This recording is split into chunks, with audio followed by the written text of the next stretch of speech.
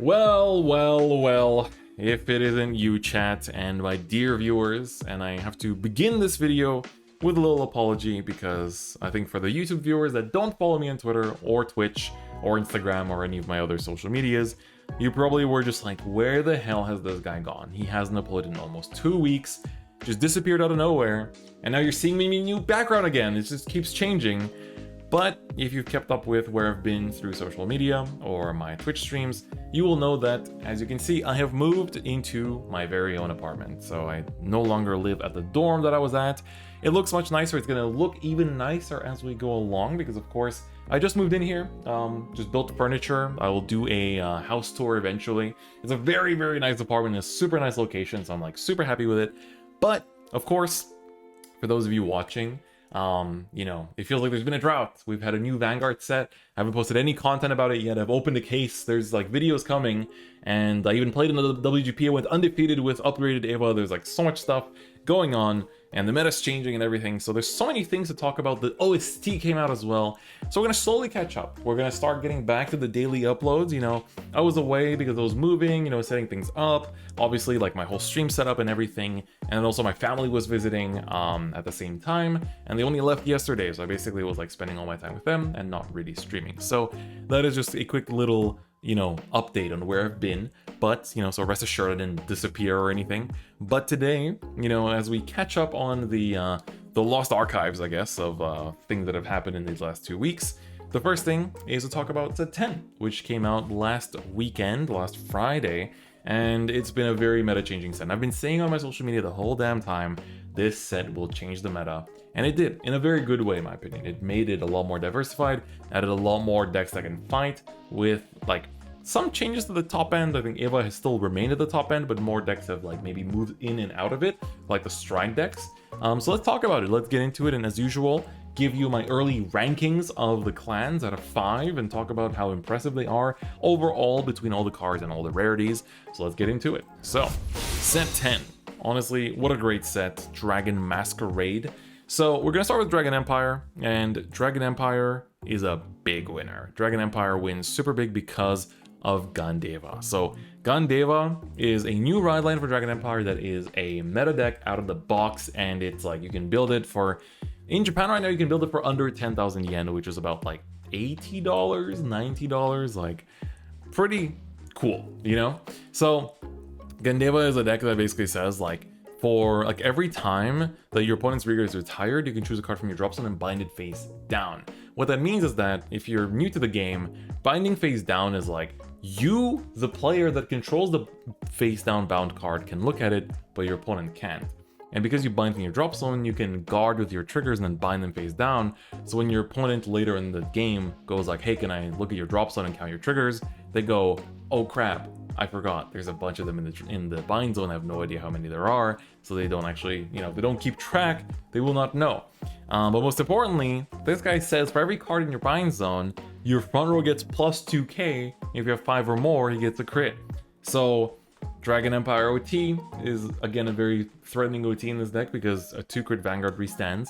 But most importantly, for every bind zone, you get plus 2k. You get 5, it's plus 10. It's the equivalent of a freaking Persona ride. Like, and you can have that on turn 3 easily. Usually you can get to 10 on turn 3 if you want to, if your opponent like drops down a full board for whatever reason. But it's a super scaling deck that's really strong, that also thins the deck too because of the fact that its own retire effect is CB1 to choose different grades on your opponent's board, and then reveal the top 5 cards of your deck. And then you retire cards on your opponent's side of the field that match with the grades revealed from the top 5. So if you, let's say, select, your opponent has a 1, 2, and a 3, you select 1, 2, and a 3, reveal top 5, and there's a 1 and a 2, you will retire those 2. And then, if you didn't retire, if you retire 1 or less, you draw 1 and then choose a card from your drop zone and bind it. So against decks like Eva, where the obfuscates are protected, you'll actually power up much faster. So even if you don't get to advance your game plan of like retiring stuff, you have a really good trade-off in terms of the power. So it's also a deck that can attack 4 times, which is really nice. So I want to just like quickly introduce what Gandeva does, just so you guys know. The generic for Dragon Empire is, like, in my opinion, probably the weakest of the 5 generics in this set, but it's still a good generic because it's a column popper, and the shared effect from all the nations is also very good. Cycle cards and draw cards, so it's also nice. And of course the Verena, while not necessarily making Jiva a meta deck, makes Jiva a much better deck. So for that reason, I would say it's like all 3 triples are good for Dragon Empire. On top of that, the doubles are really nice because 2 of them are insane Gandiva supports. This one lets you multi-attack while thinning the deck. This one lets you advance your bind zone while drawing cards. And then the other one is like the Verena Searcher for Jiva. And this is like a generic little like anti-Vermilion / anti-Grade 2 Obscurate card, which is also pretty nice. So the double rares for Dragon Empire are all really good. And then the rares are like, this is a rare that helps you advance your game plan for Gandiva. This is like these 2 are like the only misses, I would say. Where there's like a 15k grade 1, like some people play in Gandiva, I don't really think it's that good. And there's like a CB1 to pop it in an opponent's column, which is also not bad for generic effect, but we already have like the generic the grade 2 that does that. And then there's like a Dragon Tree rare that also lets, you retire your opponent's stuff for Soul Last 1, which was also really nice. Like, all the rares are good in Dragon Empire, and then the commons are even better because, not looking at these 2 little like power-up cards for Crossover Dress and Dragon Tree, you have a common grade 3 in Gandiva that's Soul Last 1, bind one of your other rear guards face down, pops an opponent's rear guard, and if you didn't, you draw 1 and bind 1 from your drop zone face down. So this common could easily be a double rare. It's that level of good. And then the ride line of Gandiva is also insane because it pluses like crazy. So overall, there's also Gandiva countercharges as a common. Like, this entire like Gandiva package makes it into a meta deck, and a lot of it is like common and rare, like, or double rare. So the only triple rare piece is Gandiva himself. So Dragon Empire, in my opinion, gets a 5 out of 5. Like, this is a fantastic deck. It's simply fantastic. Like, it's amazing out of the box. It's amazing for budget players. I'm not saying that this might, this might go up in English because, English will see that Japan is playing it and it's topping a lot, and you'll know. So I'm like, but it's cheap in Japan right now. And like the only thing that's like kind of hard to get right now in Japan is this Best Harvest. It's a order that says you give your Vanguard the effect that in your main phase, every time you retire an opponent's rear guard, you draw 1. And as you can see, a lot of things retire in this deck. So enough talking about Dragon Empire. We talked about it way too much. Dark States is also pretty good. All 3 triples are good. Dredule Masks makes Dredule a pretty solid tier 2 contender, I would say. Some people would say tier 1. I disagree. I think the deck has a insane turn 3 with like insane burst potential, but it falls down quite a bit after that turn 3. Like, I've noticed the hand is relatively low, and while you do have like really high consistency in the build to keep pulling off the Jules effect, your rear start lacking against decks like Gandiva because your swirlers and stuff get popped. So it's not really great. Stroa Baiko Masks is also like probably the weakest of the mask decks in my opinion, but she's still a decent deck. So I wouldn't necessarily say she's like a winner, but she's a good deck. And the generic's also good. It pluses, which is nice, while generating soul, which is also nice. So for Dark States, the triples are all like pretty good. They're all like, I wouldn't say they're like as amazing as Dragon Empire, but they're all pretty good. The double rares are also decent. I think the Bruce one is pretty good because it's removal. The Greedon one is also okay because it's like a battle door effect / removal effect for Greedon, but Greedon hasn't really been doing too much lately. The Mask Generator is fine, is also Mask Searcher. And then of course the like top deck peaker / 10k booster for it's technically generic, but it's like more for Dredule / Pico. I find it to be pretty decent. So like they're all decent. All the double rares for Dark States are also decent. And then the rares are actually like really good for Dark States this time because you have a countercharger for Dredule, you have this 15k beater guy, you have a Greedon thing that basically gives your Vanguard plus 15k and removes the drive, which helps you not deck out, which is also nice. And a really nice generic order that soul charges and calls a card and gives it plus 5k from your soul. So that's also nice. Like all the rares are good for Dark States. And the commons are like, there's a lot of Dragon Tree related stuff because there's 2, Dragon Tree mask decks in Dark States now. But you basically have like, relatively nice stuff for for Unica. You have relatively good cards for the other archetypes. A new Diablo's card for Bruce as well. And, you know, so like they're pretty decent. So I would give Dark States like a 4 out of 5. Like it's not as good as Dragon Empire, I would say. But everything is like above decent. It's like above decent to the point that it's like, I would say everything is good. Everything is like, you know, fighting chance pretty damn good. So I think that Dark States is obviously in a pretty good spot. Not as good as Gandiva and not as good as like Eva. But overall, I would say that the card quality for Dark States is pretty good. So then moving on to my favorite nation, not Dark States, Brandt Gate. Brandt Gate, this time around, is like a bit of a mixed bag. There's some really high highs and some really low lows in my opinion. One of the lows is the triple rare, the prison support. It kind of helps a lot of the tier 1 decks become even better. So I don't like that. Don't like that at all. The other like power up and like guard district effects are like pretty good, but like the first effect is like so tragic that like don't like it. The generic is really good. It makes Eva tier 1 again. Makes it the best deck again. Whoop-de-doo. I'm happy. I'm not complaining. But also it's a good card for decks like Orphist. You know, being able to set 2 orders per turn while searching orders is very nice. So I think it's also a card that will probably be good in the future as well, so I wouldn't be surprised if this like goes up in price over time. And the Vanguard support card is really good because I didn't realize like you don't need to be on Vanguard to use this. You just need to be on like the blue Death Stir like you know, archetype name Vanguard to CB1 to draw 1. And the counter charge is also not locked to 3/3, so you can start counter charging from like as soon as you can start boosting. So it's a really good card that like auto replaces itself. Very nice. So the triple rare quality is like super high with like a low, so it's like a 4 out of 5 on triple rare quality. The double rares are pretty good too, because we have a nice double rare in this guy who's like basically introducing a new build path for Eva together with the generic, where you get to filter your deck out for orders for free. So it's kind of like similar to Assembler, but you save on the soul, and English can have it because you don't have to worry about a promo. This card for prison is pretty good. I like that it kind of messes up your opponent's prison / units.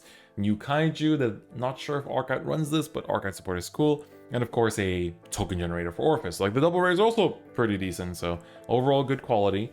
The rares for Brandt Gate are okay. Dragon Tree support card that draws, good attacker for Avantgarde, which I think will be played because this deck does want its attackers. And then they put like the maid, so it's like the maid order that gives plus to your front of units. But then this grade 1 says like for like the amount of this that you have in your order zone, you get the following effects, and the effect it gets doesn't really reward you for playing this order, so I'm like, it's fine, I guess. You can try it out in some deck that runs a bunch of orders, like, or order searchers, I guess, but that would be that. For the Brandt Gate commons, they're not that great this time around. The best one is probably this, the Orphis support. That's like when placed from hand to rear, if your world is Dark Knight or Abyssal Dark Knight, look at top 7 for up to 2 world orders and discard them. And then at the end of the battle, he attacked.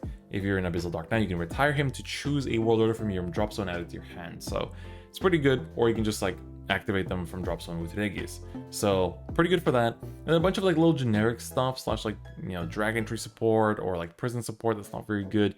And of course the maids that start each other. They're very nice looking, but the commons leave a little bit to be desired, especially when you see like the Dragon Empire stuff in this set. So Brandt Gate for me, initially I put it as like a 3 out of 5 when I was talking to chat, but now after looking at everything, it might be closer to a 4 out of 5, just because Habitable Zone is such a good card, and so is the Avantgarde support. So I'll give it a 4 out of 5. I'll be nice. The double rares are also pretty high quality, so I think it deserves it. Keter is another bit of a mixed bag, where Solarion got revealed and we were like, hey, there's a pretty cool archetype, and then they revealed Aquamarine Hexorb, and everyone was just like, this is miles better, because you have extra 10k to all your triggers, you know, you have an extra drive unconditionally, you get 5 attacks for just soul blasting, you know, Hexorb is like everything that Hexorb was, but even better, and also everything that Solarion wishes it was, and better. So it's like in the same set. It's hard to believe that Solarion is in the same set as Gandiva. Like, it's pretty crazy. So Hexorb is really good, an amazing deck, got some tops also last weekend. And then of course the generic is also very nice because it pluses and it filters and it looks at the top cards of your deck, so it helps Hexorb, helps Youthberg, just overall very generic. We've seen people in chat say like it's good in Zegria too. So overall, Keter stuff is like really high, super low, I would say for the triples. doubles as well as like Solarian support, and then like a Hexorb support that's like pretty decent. I think this one's good. The generic grade 1 is also technically Hexorb support, that's what it's played in. And then this generic is also nice because it's like, when plays from deck, get 5k, Soul Blast to draw 1, and get boost. So pretty good for that as well. So I'm relatively impressed by it. So Keter double rares are also pretty good, relatively decent, I would say. And then the rares are essentially also good. So for Solarion, you have like a boost 15k grade 2. You have a top deck looker that can look at top deck twice potentially if you send to bottom, which is good for Hexorb. You have a defensive Hexorb card that looks at top deck, and a pretty good generic order that Soul Blast 1 to look at top 2 and call a grade 3 or lower to rear, and then put the rest to the top of your deck in the order. So pretty good generic order. Soul Blast 1 for cost is pretty nice. So honestly, the rares for Keter are pretty decent. And then for the commons are pretty okay. Like it's pretty like mid. Very like a lot of Solarian support. This card's interesting when placed from deck to rear. Get 10k for the turn is not bad. And then you have some other relative generic cards. So I think Keter is kind of also honestly sitting on that 3 to 5, 4 to 5 range for me. And you can probably tell that the entirety of the set is really good, right? Because the lowest that I've rated anything is 4 to 5. So we're being pretty nice today. I think Solarion drags down Keter as much as Aquas drags down Brandt. So I would say it's a 4 to 5 because these are some high highs, right? It's not the level of high highs as like Eva support, I guess, but the generic is good, and as well as the Hexorb is also very good. So I think we'll be nice and give it a 4 to 5. And then Stoicheia, again, is another really good nation in this set because Zorga becomes a really good deck, and then Leonorn, in my opinion, is a really good deck that has not had its potential explored yet, so I'm looking forward to seeing more in the future. And then it has a very good generic that actively counters the best deck in the current meta, which is Eva. Stunning and intercept locking Eva's Obfuscades hurts a lot. Like, yes, they can just overcall them, but it hurts. That is, you're minusing. Like, you do not want to be minusing an Eva because that's the whole strength of the deck. So that's that. So I think, honestly, these two new decks are really nice. Both Mass decks for Stoicheia are very nice. The doubler is also good. Like, the Mass Searcher / token generator is, or marker generator is nice in Stoicheia.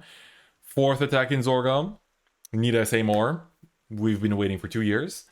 This guy is decent in Rotoa when your like grade 1 or lower rearguard is retired by an effect. Soul Blast 2 to draw 1 and get 5k is like, you know, you retire with the Momoke, it's pretty decent. And a countercharger for Leonor, it's also pretty good. So the double rares are very nice. And then the generics are also pretty good. You have a draw card for Dragon Tree. You have this guy who's like, when placed by an order zone by an order effect on rear, draw 2, and then you can discard 2 if you drew 2. So I feel like in premium that could be used if you find some cool like order-based builds just to filter through the deck or build up drop zone for Grand Blue. And then this order is really nice to CB1 to look at top 5 and then choose a card with grade equal to or greater than your Vanguard and call it, and then you also get to discard the rest. So it's a nice way to just like turbo out your RPDs, your you know, the roaming prison dragons, because they'll also always be grade equal to or greater than your Vanguard. And so because of that, I think it's pretty nice, and it's a grade 0 order. You can play it on turn 1 if you have the CP for it. So I think Stoicheia rares are pretty nice too. The commons, I think, were also okay. The commons probably were the most lacking. The only one really worth of mention, in my opinion, is this one. That's like, if you have a grade 0 rearguard when it's placed, you soul charge 1, and then you choose one of your rearguards that's grade 0 and give it plus 5k. So Momoke basically gets pretty good bonus from that. And yeah, sorry, of course, the order puts the hand, sorry. I literally read it just now. I don't know why I thought it calls, but I guess technically if you have this milled, you'll get to call it out afterwards. But it does add to hand, so it searches out. Because it searches for a card instead of a unit, you can technically find the mask from it. So it's also pretty nice. So I think it's very good order. And the commons are not as good. I think they're okay. Just because this card is very nice, I'll give it that little bonus. So honestly, Stoicheia for me is a 5 out of 5. I think for Stoicheia, I'm going to give it the blessing. I think it's got basically, like, there's like not a single card that's like a rare and above that's like bad. Which, like, honestly, this whole set is like really well designed. Like, there's just like so much stuff. So much stuff that's like really nice for this set in general. It's very well designed, and so I'm a big fan of it. And on top of that, in Japan we have Bang Dream triggers, and they look amazing in person. Like, these are super pretty, and honestly, very big fan. Probably this won't come in English on set 10 because you're getting the Hololive stuff, so you'll probably get it in like a future set like 11 or 12. So really worth buying. These are super pretty. So I'm really big fan of it. So yes. And yeah, as Federico's saying, if you mill it with a grade 0, you can call it. I'm saying after. I said after you mill it.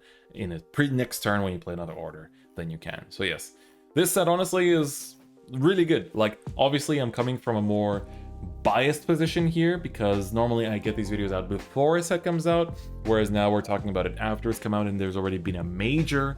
So of course my discussion is a bit more biased towards the results, and Gandiva being so amazing, I maybe would not have known. I think overall the set is, I'd say it's a 5 it's a 5 out of 5. Like, the overall quality of the set is really high. Very few misses. Even the misses are still like, yeah, I guess you could still play this here and there. So honestly, I think that set 10 is, you know, it's a home run. It's looking good, and overall my first impressions are very high. And I think, you know, the meta has already changed quite a bit. Some, you know, the top has remained at the top, but there's a lot more joining it at the top there as well. And even, like, you know, the people in chat are saying the price of the mask, it's not cheap, but it has dropped. So this was a lot higher on day 1. It's now dropping to like 3,500, about like 30-ish bucks a piece. So it'll continue dropping, I think, because I think people did overhype it a tiny bit at the start. And Gandiva, being the powerhouse that it is, of course, is kind of taking that spotlight right now. So we'll see how things change in terms of the marketplace. That's a whole different beast. But anyway, that is it for today's video. I hope you enjoyed it, and again, sorry for the wait for no videos for a while. You'll get, you know, your usual Tuesday stream stuff going on. We got a box opening, case opening, highlights as usual, and then I'll be talking about my own tournament report from WGB Yokohama soon, and of course meta-analysis stuff coming for this set as well. There's also WGB Kobe this weekend, so I'm going to probably compile the result of those 2 events into one to really show you all kinds of different deck lists. There's already 98 different deck lists from just the top tables of WGB Yokohama, so there's a lot of data to look at. So shout out to Fuzzy Paradox for providing all that for us in a very nice to digest manner. So with that is gonna be it for today's video. Thank you so much for watching. If you liked it, do give it a like, and if you haven't already, please do subscribe. And if you want to give some extra support to the channel, do consider becoming a YouTube channel member or subscribing to me on my Twitch channel. But with that being said, that's gonna be it for me today, and I'll see you guys next time. Bye bye.